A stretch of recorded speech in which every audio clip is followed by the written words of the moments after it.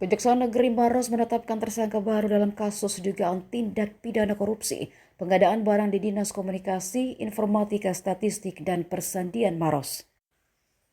Tersangka bernama Laude Mahkota Hussein merupakan seorang marketing dari perusahaan penyedia barang PT Aplikanusa Lintasarta. Penetapan status tersangka diumumkan langsung dalam konferensi pers yang digelar di kantor Kejari Maros, Selasa 1 Juli. Kepala Kejaksaan Negeri Maros Zulkifli Said menyampaikan, penetapan tersangka ini merupakan hasil pengembangan penyidikan yang telah berjalan sejak tahun lalu. Tersangka disebut ikut bertanggung jawab dalam proyek pengadaan barang untuk Command Center dan Statistical Press Room yang dikelola Dinas Kominfo Maros tahun anggaran 2021-2023. Berdasarkan hasil pemeriksaan, negara dirugikan lebih dari 1 miliar rupiah. Uang tersebut pun sudah disita penyidik dan kini dititipkan di rekening penitipan Kejaksaan Negeri Maros sebagai barang bukti. Zulkifli menegaskan kemungkinan akan ada nama lain yang terseret dalam kasus ini. Diketahui belanja internet yang menjadi objek penyidikan tercatat senilai 3,6 miliar rupiah pada 2021, 5,16 miliar pada 2022, dan 4,54 miliar pada 2023. Total anggaran selama 3 tahun tersebut mencapai sekitar 13 miliar rupiah. Sebelumnya, Ex-Sekretaris Dinas Komunikasi, Informatika, Statistik, dan Persandian, Muhammad Taufan, telah lebih dahulu ditahan sebagai tersangka. Keduanya kini akan ditahan di lapas kelas 2B hingga 20 hari ke depan. Adanya kita hari ini yaitu pada hari Selasa tanggal 1 Juli 2025, tim penyidik tindak pidana khusus Kejaksaan Negeri Maros kembali melakukan penetapan tersangka terhadap LMH, inisial LMH, selaku marketing PT Aplikanusa Lintasarta yang bertindak sebagai penyedia bagi di Dinas Kominfo.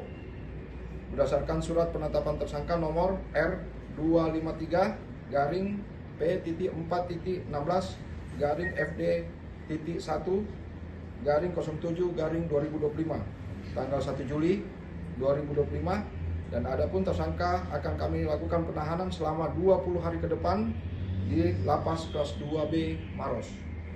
Bahwa adapun LMH kami tetapkan sebagai tersangka berdasarkan hasil pengembangan dari tersangka sebelumnya, yaitu MT, pada dugaan tindak pidana korupsi belanja internet Command Center pada Dinas Komunikasi, Informatika, Statistik, dan Persandian Kabupaten Maros tahun anggaran 2021 sampai dengan 2023. Berdasarkan surat perintah penyidikan Kepala Kejaksaan Negeri Maros nomor print 04 garing P.4.16 garing FD.1 garis miring 10 garis miring 2024 tanggal 18 Oktober 2024, bahwa pada hari ini juga penyidik tindak pidana khusus pada Kejaksaan Negeri Maros telah melakukan penyitaan berupa uang senilai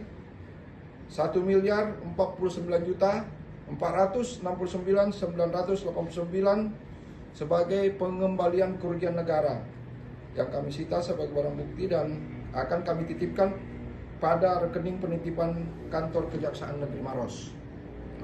Bahwa tersangka juga kami sangkakan pasal, yaitu pasal primer, pasal 2, junto pasal 18 Undang-Undang nomor 31 tahun 1999 tentang pemberantasan tipikor sebagaimana telah diubah dan ditambah dengan Undang-Undang nomor 20 tahun 2021 tentang perubahan atas Undang-Undang nomor 31 tahun 1999 tentang pemberantasan tipikor junto pasal 55 ayat 1 ke 1 KUHP.